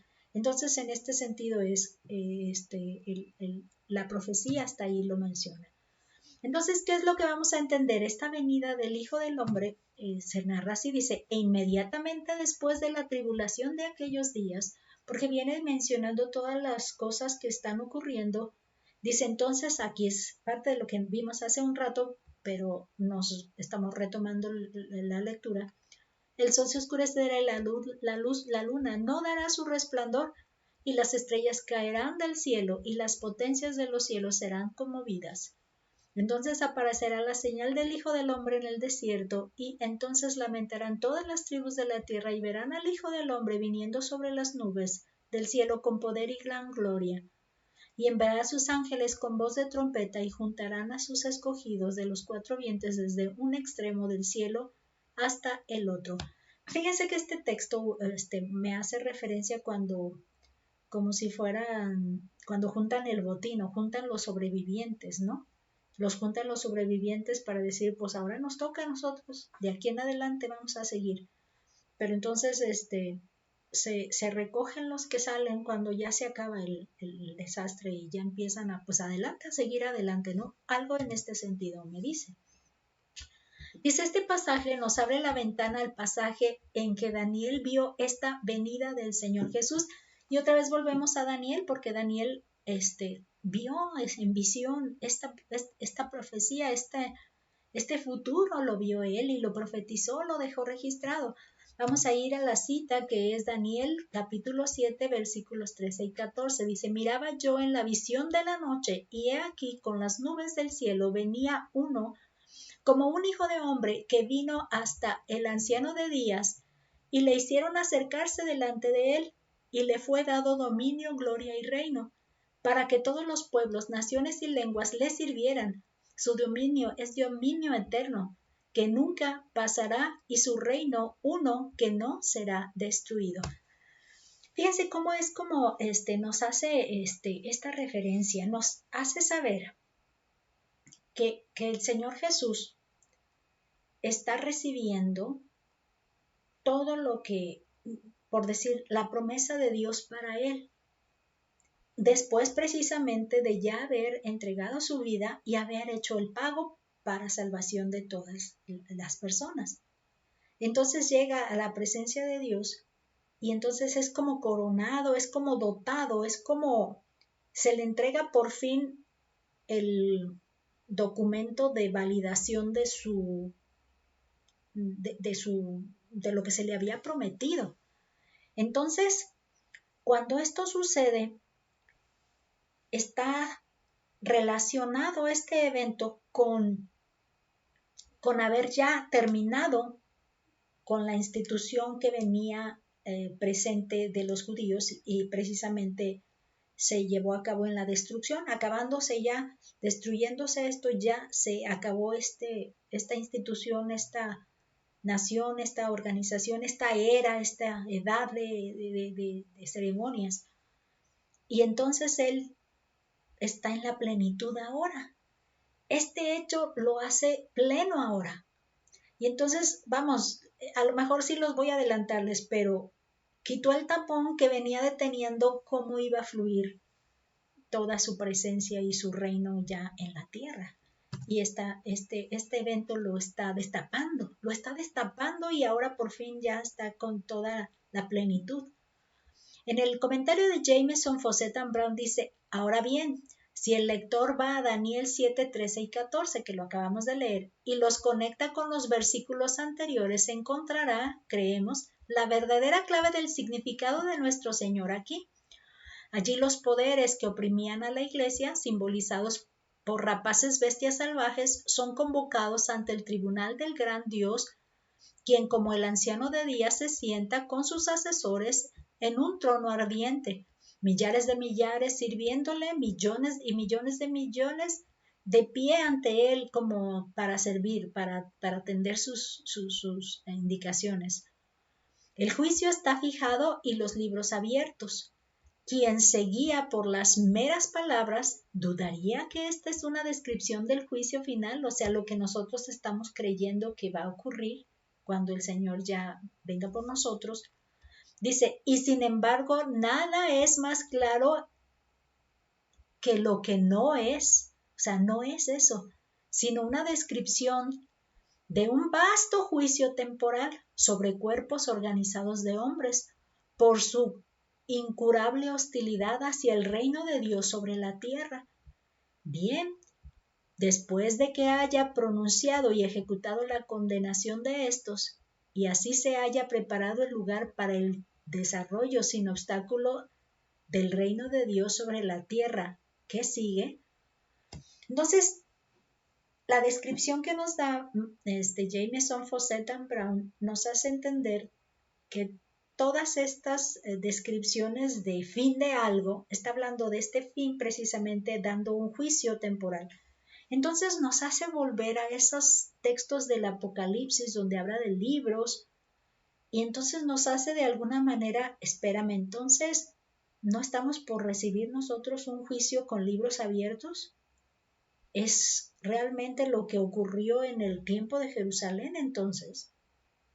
Y esto es una de las cosas que nos deja, ok, de alguna manera a mí me dice, ok, porque entonces significa que ellos fueron los que estaban determinados a tener este juicio bajo precisamente su incredulidad y su no aceptación del reino en la presencia. Y si esto está ocurrido ya, o sea, sucedió ya, entonces para nosotros no quiere decir que esté para ocurrir. O sea que tendremos otras condiciones para nuestro fin del mundo en nuestro tiempo, en esa segunda venida del Señor Jesús. Entonces ahora ya me entra más curiosidad de seguir avanzando, porque cada vez que le damos una vuelta a la hoja, nos hace entender de alguna manera las cosas como realmente estaban por ocurrir y tenían que ocurrir, y que las estamos asociando como que nos tocan a nosotros, sufriremos, y seremos juzgados con libros que nos van a estar como acusando, y resulta que son libros y juicio que está describiéndose para los de Jerusalén, que no recibieron el reino cuando llegó en el momento que llegó. Entonces dice, en este caso, destruidos ellos, ¿qué sigue? Ya se destapó, ya se liberó todo esto y está ahora libre, ¿para qué? Y esa es la pregunta que nos hace Jameson Fausset Amram. Dice, en este punto nos resulta útil entender el sentido de la pregunta de los discípulos sobre su venida. ¿Se acuerdan que les decía? Cuando le dijeron ellos, ¿cuál serán las señales de tu venida? Ellos usaron esta palabra, parousia. Dice del participio presente de pareimi, que significa estar cerca, es decir, a la mano. Entonces, parousia, ¿cuándo vas a estar cerca? Dice, un estar cerca es decir, un advenimiento, ya venirte acá. Dice, a menudo regreso. ¿Cuándo vas a estar de regreso? Específicamente de Cristo, y luego aquí ya nos especifica este diccionario, dice, para castigar a Jerusalén o finalmente a los impíos. Por implicación, aspecto físico, o sea, presencia física, venida, presencia. Y aquí es donde entra si realmente vino físicamente o no. Pero lo que queda claro que no nos va a quedar duda pues de que Él vendrá físicamente cuando venga por nosotros, según la Biblia nos lo describe en más adelante todavía, ¿no? Pero lo que sí nos está mencionando es que también va a ser mencionada su presencia cuando venga a ejecutar un juicio, un castigo en este caso, como el de Jerusalén. También en el otro diccionario de definiciones griegas de Teller dice presencia, la venida, la llegada, el advenimiento, el futuro regreso visible del cielo de Jesús para resucitar a los muertos, celebrar el juicio final y establecer formal y gloriosamente el reino de Dios. Entonces estamos viendo que se puede entender como algo en el presente de Jerusalén, pero también es a nuestro futuro. Pero lo que sí llama la atención es que cuando dice, ¿cuándo vendrás a estar presente? Están pidiendo de alguna manera esta relación de ejecutar tu juicio. Ejecutar su juicio, la palabra nos lleva a eso. Ahora luego vamos a compararla con la expresión que usa el Señor Jesús, dice, verán al Hijo del Hombre viniendo. Esa es otra manera, aunque creo que lo describe más bien Marcos, pero habla, dice, la venida del Hijo del Hombre. Verán la señal de la venida del Hijo del Hombre. Esa palabra venida, veniendo, es otra diferente, dice erkomai, dice ir o venir, ir o venir. Dice, en una gran variedad de aplicaciones, literal o figuradamente, acompañar, aparecer, traer, venir, entrar, caer, ir, crecer, pasar, recurrir, establecerse. Este es en el de hebreo y griego de Strong. Y en el de las definiciones griegas de Teller dice algo por venir. Cuando estés por venir, de las personas que están por venir acá, están viniendo acá, dice, para ir de un lugar a otro, o uso ambos de personas que llegan, presentarse varias veces ante el público, metafóricamente dice, llegar a ser, surgir, presentarse, mostrarse, encontrar lugar o influencia, establecerse, hacerse conocido, venir, caer, en o hacia, ir o seguir a uno. Y la coincidencia que veo de este primer diccionario y la diferencia que me llama más, o sea, me hace tomar la atención y tomarla, o sea, tomarla así para entenderla, es la del establecerse. Porque precisamente venimos hablando de que ya está libre el camino para que entonces se pueda, ¿qué dice? Establecer. Entonces, entre la presencia, es decir, llego, castigo, despejo, aplico el castigo y despejo, entre la presencia y el establecimiento encontramos el sentido de, ahora sí ya llega en este momento, es su presencia para quedarse, o en este caso diríamos para establecerse. Entonces, ¿qué estamos entendiendo con toda esta reflexión? Es que sí es un diferente sentido el que el Señor hace cuando ya dice que veremos la señal, porque ahora sí ya va a ser el establecimiento de su reino sin el estorbo de ellos.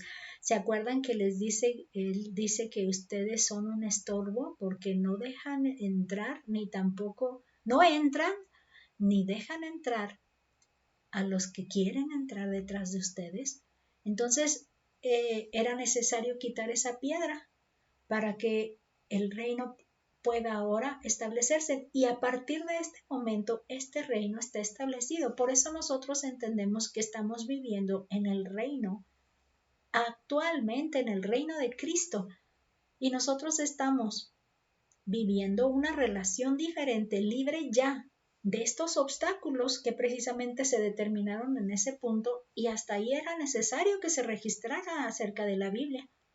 Entonces, todos los principios, todas las enseñanzas que se dejó para la iglesia ya no van a tener estorbos, y entonces se espera que se apliquen de una manera más libre, de una manera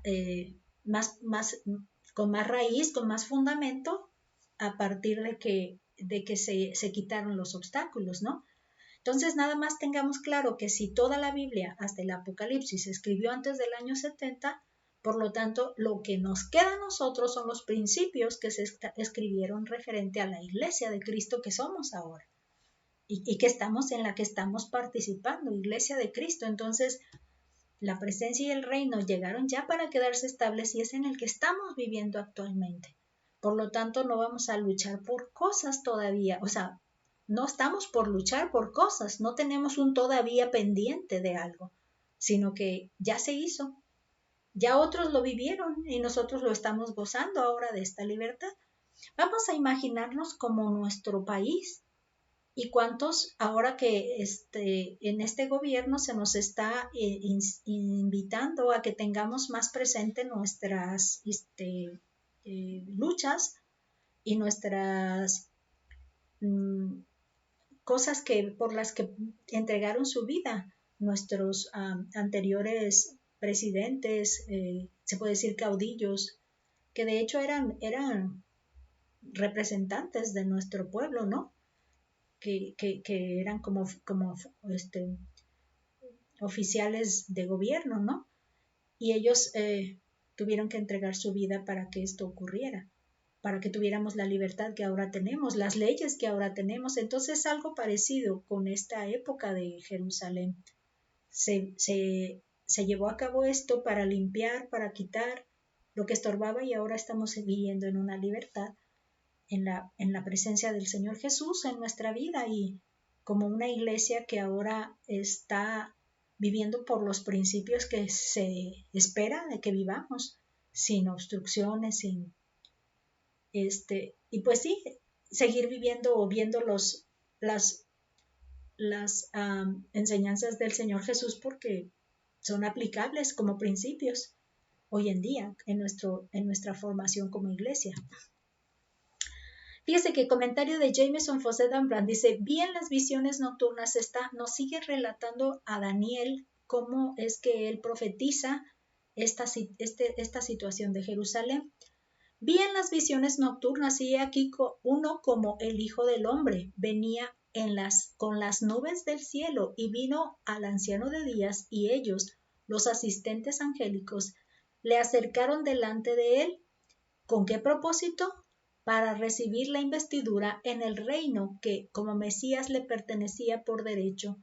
En consecuencia, se añade, y le fue dado dominio, gloria y reino, para que todos los pueblos, naciones y lenguas le sirvieran. Su dominio es dominio eterno que nunca pasará, y su reino que no será destruido.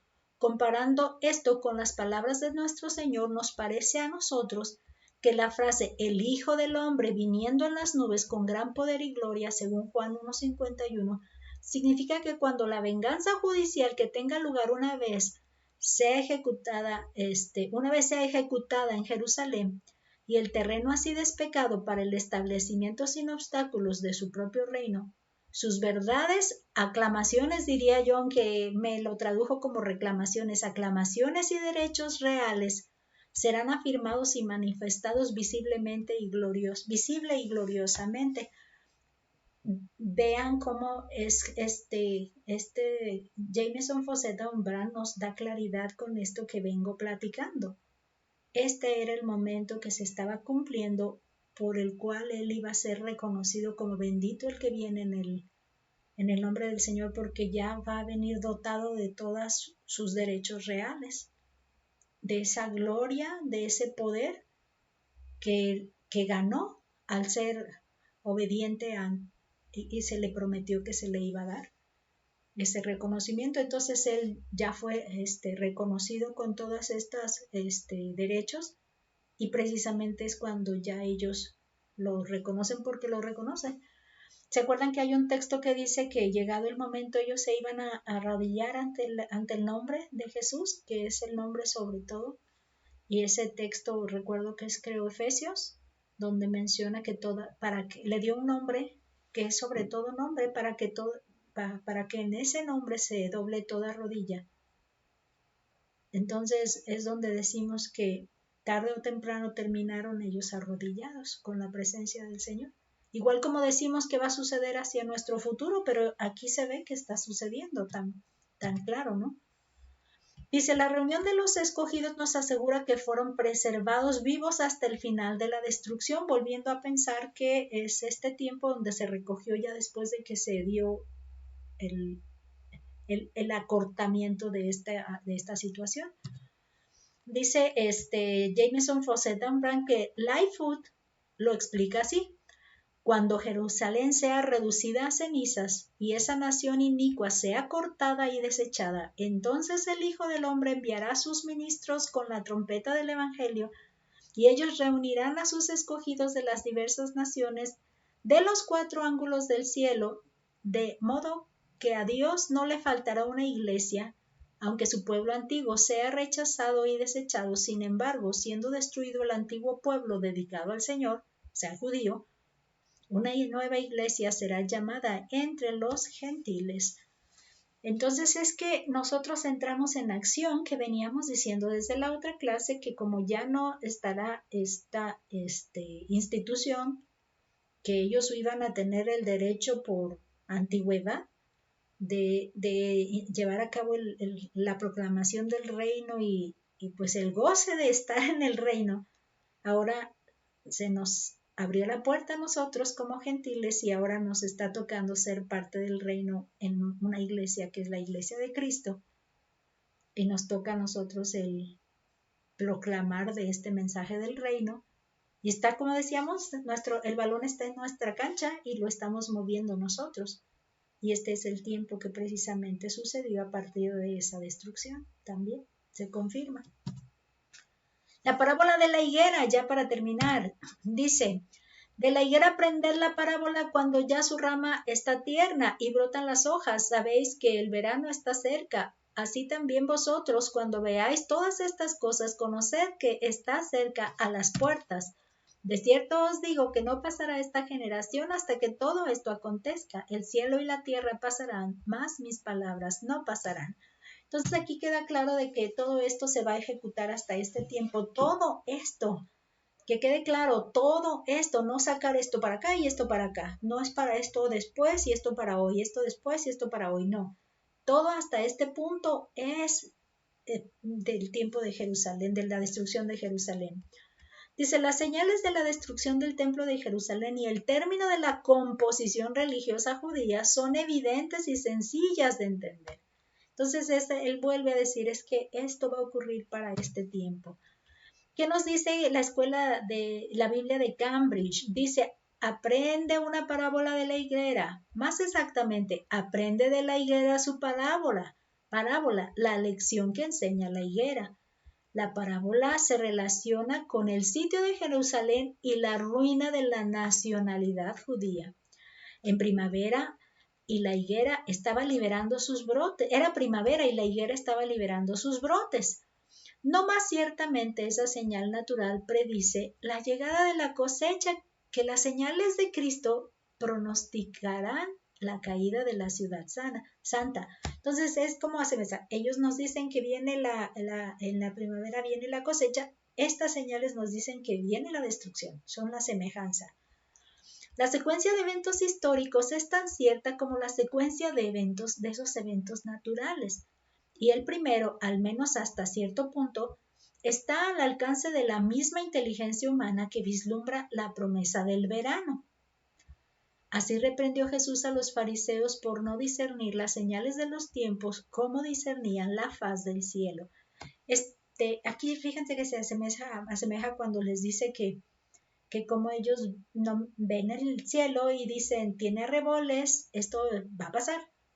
Pero como no pudieron ver tanta evidencia, como ejemplo natural, al ver tanta evidencia de la llegada del reino y no lo quieren reconocer. Aquí es donde dice, vean que la parábola de la higuera, todas las señales que da para que nos indique la venida del verano, estas señales que van a ver, que yo les estoy describiendo, van a ser sus señales para indicarles, esta es la llegada de la destrucción. La sentencia y su juicio habían sido determinados para esta generación, no pasará de esta generación. Y eso es algo que también asevera, ¿no? En las notas sobre la Biblia de John Wesley dice, esta generación de hombres que ahora viven no pasará hasta que todas estas cosas se hagan.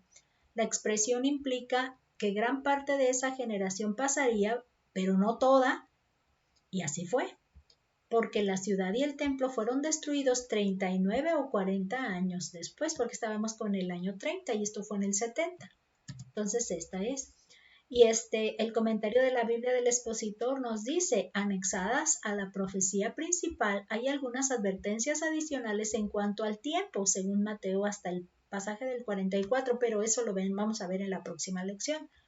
Dice que exponen de la manera más impresionante la certeza, lo repentino, y para aquellos que no lo esperan, lo inesperado de la venida del día del Señor. Aquí nuevamente en la primera parte se destaca la destrucción de Jerusalén y en la última parte el día del Hijo del Hombre. Y recordemos que cuando hablamos del día del Hijo del Hombre está hablando de ese hecho donde está por fin, hasta que ponga a tus enemigos por estrado de tus pies. Ya no va a tener obstáculos, ya no va a tener estorbos. Por lo tanto, él va a ser reconocido con sus derechos, decíamos, ¿no? Y sus aclamaciones que merece. Y esta es la parte que nos enfatiza.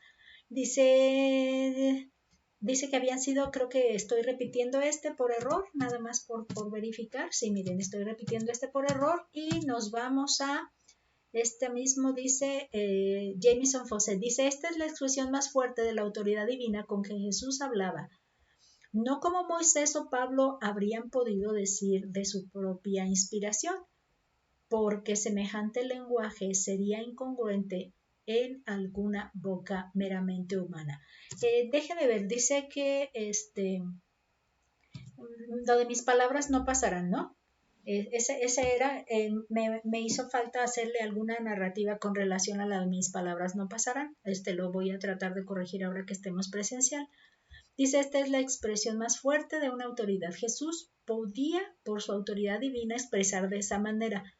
No como lo haría Moisés o como lo haría Pablo. Ellos no lo habrían podido decir desde su propia inspiración, porque aquí en realidad no les toca decir mis palabras no pasarán como humanos del tipo de Moisés y Pablo, por lo que esta sí fue una de las más fuertes expresiones de esa autoridad divina que tiene el Señor Jesús. Para las aplicaciones del estudio le he puesto la inminente destrucción y dice, al no atender el llamado de Dios de arrepentirse de sus pecados y volver a Dios en una relación genuina con Él, se propicia la destrucción y al ser un obstáculo para la extensión del reino de Cristo, se propicia la destrucción al ser un obstáculo, aquí está mal, al ser un obstáculo para la extensión del reino. Lo estoy relacionando con esa parte donde los líderes se ponen en la puerta y no dejan pasar. Entonces, esa fue una de las cosas por las que ellos tuvieron que ser destruidos para que se liberara y se destapara ese tapón que habían puesto. Entonces, al no atender nosotros esta llamada de arrepentimiento y de pecados, nos convertimos en un tapón también para otros. Dice, si no estamos dentro del reino, se nos va a propiciar la destrucción, o sea, quítate de allí. Si no estamos dentro del reino, al menos cuidemos de no impedir que otros a nuestro alrededor sí entren en el reino. Entonces aquí algo así de ser estorbos, que no nos aconsejan ser estorbo. Aquí vemos qué situación les vino a este pueblo de esta generación en Jerusalén, que pues se les tuvo que se llevó a cabo pues esta destrucción, y estaba profetizada desde Daniel. Imagínense, aparte de Daniel pasaron otro periodo y luego vino el tiempo de silencio, 400 años, y ahora en el año 30 del Señor Jesús se llevó a 70, diríamos más bien, después de que Él nace, se lleva a cabo la profecía, ¿no? Pero no hay que ser el tapón, porque nos van a destruir para destapar y que los demás vengan detrás y entren bien. Faltos líderes religiosos, dice, cerciorémonos de que ya tenemos lo que buscamos. ¿Qué es lo que buscamos? Esto es la paz con Dios, al mantener una actitud de no más pecado en nuestra vida y estar a cuentas con Dios en el pago de nuestro pecado en Cristo Jesús. Quitarme la carga del pecado, de no más pecar y no más pecar, ya estar en paz con Dios a través de la sangre de Cristo que me perdona y de mi fe en Él. Así no seremos presa fácil para cualquier corriente de doctrina que diga que aún nos falta algo y seamos engañados, porque fíjense que la parte de los falsos líderes se propició porque la gente que siguió a estos falsos es porque no sabía que ya había venido el Cristo, no lo aceptaban. Entonces todavía esperaban algo y querían que algo sucediera. Si nosotros ya estamos entendiendo que logramos nuestra paz con Dios y estamos manteniendo una actitud de no pecar más contra Él, porque eso es precisamente lo que Dios demanda a todas las generaciones, eso es lo que les demanda. Y ya nos dio la oportunidad de recibir el perdón a través de su Hijo y ser el puente para podernos conectar de una manera de que nos ve justos, nos abre la puerta. Nuestro único anhelo es no pecar más y entonces mantenernos en esa relación con Jesús y entender que ya estamos listos, satisfechos, completos, que no necesitamos más. Entonces nos libraremos de ser engañados por falsos. Y en este tercer punto, perseverando hasta el fin, dice, bien anclados en Cristo, sabiendo que en quién hemos creído. Eso nos mantendrá fieles hasta el día en que lleguemos a su presencia. Entre tanto, gocemos de su comunión en nosotros y entre nosotros. Él haciéndome feliz dentro, pero yo viviendo feliz entre otros de mi iglesia, de mis semejantes. Ese sería aquí el punto. La lectura bíblica para el siguiente estudio va a ser la última parte del capítulo 24 y ya todo el 25. Vamos a orar para despedirnos. Gracias te damos, Padre bendito, porque podemos entender y reconocer que no va a ser fácil si aún no estamos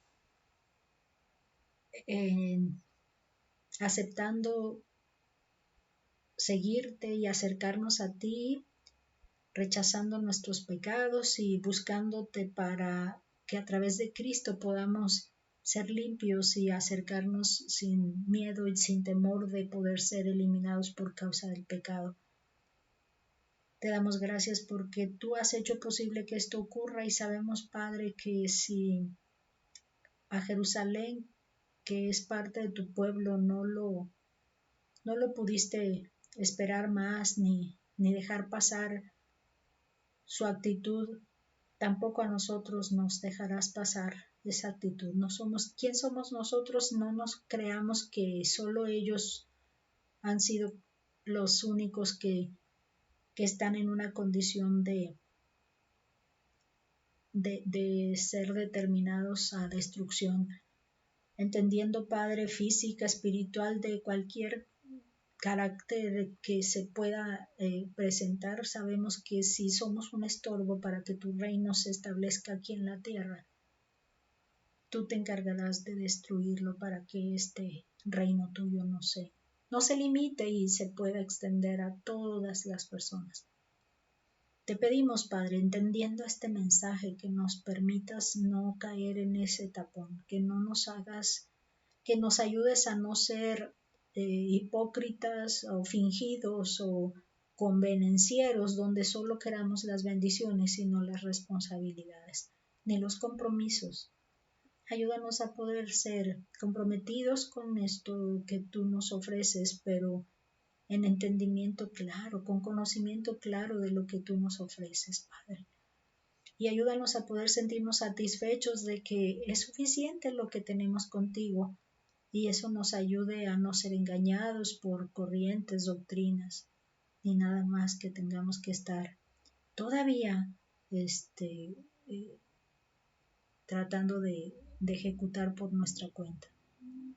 Bendícenos en este conocimiento y permítenos levantar nuestra cara en alto y saber que estamos en el lugar correcto, con la decisión correcta, que fue seguirte y buscarte a través de Cristo Jesús. Padre, gracias por todo esto en el nombre de nuestro Señor Jesús. Te agradecemos todo. Amén. Hasta la próxima.